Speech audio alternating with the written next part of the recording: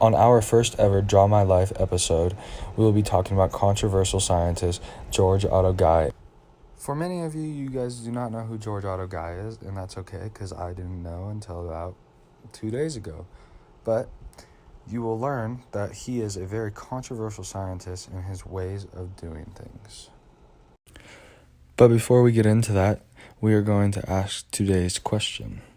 Feel free to pause the video at any time to write down this question. How did George Otto Guy affect global health, and how did this reveal systemic race issues in the system? Another question we have to ask is George Otto Guy a hero or an anti-hero? Born June 6, 1899 in Pittsburgh, Pennsylvania, George Otto Guy acquired his undergraduate in biology at the University of Pittsburgh. Guy worked as a carpenter and a mason to pay for his time at college.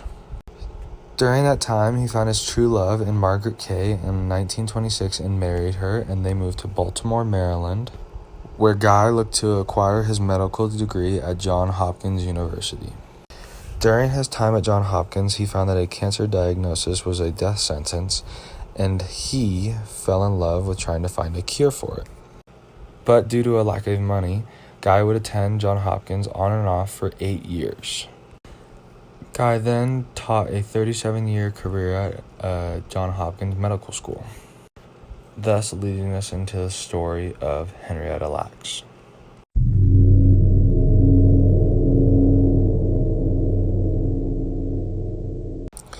Many people know Henrietta of her cells that helped create modern medicine and helped create vaccines for viruses just like COVID. Henrietta was a tobacco farmer who had a cervical tumor. She went to Johns Hopkins University to go and get it removed. But due to a lack of money, Henrietta was then to be experimented on in exchange for treatment from Johns Hopkins University. People who could not afford the treatment were often used as lab rats at Johns Hopkins and many hospitals everywhere. Doctors put her under weak anesthesia and gathered her cells without her consent. The radiation she endured charred her skin and even caused uremia. The doctors would find that Henrietta's cells were different. They were purple and shiny.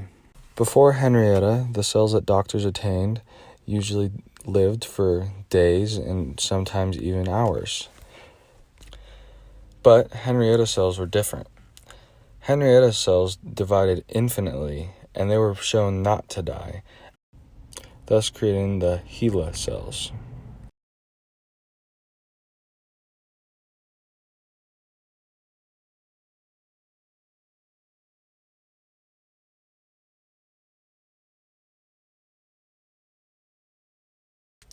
The HeLa cells would then be distributed all around the world to other scientists.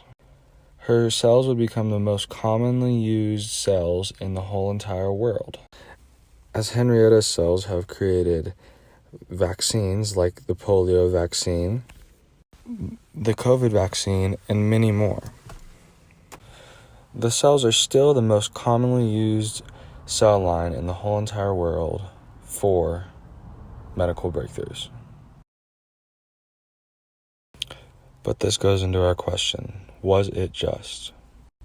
Over 74,000 have cited HeLa cells. Over 12 Nobel Prizes have used HeLa cells in their work. And how much money did Henrietta's family make? 0. This showing us very ethnical issues that happened in this time. So was George Otto Guy a hero or an anti-hero?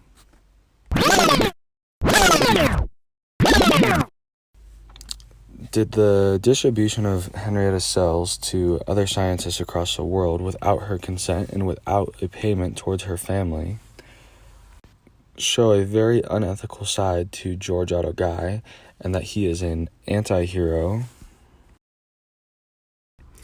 And her being used as a lab rat create more of a anti-hero argument? Or is he a hero with his upbringings of many medicines and the distribution creating many new vaccines and medical upbringing for people around the world?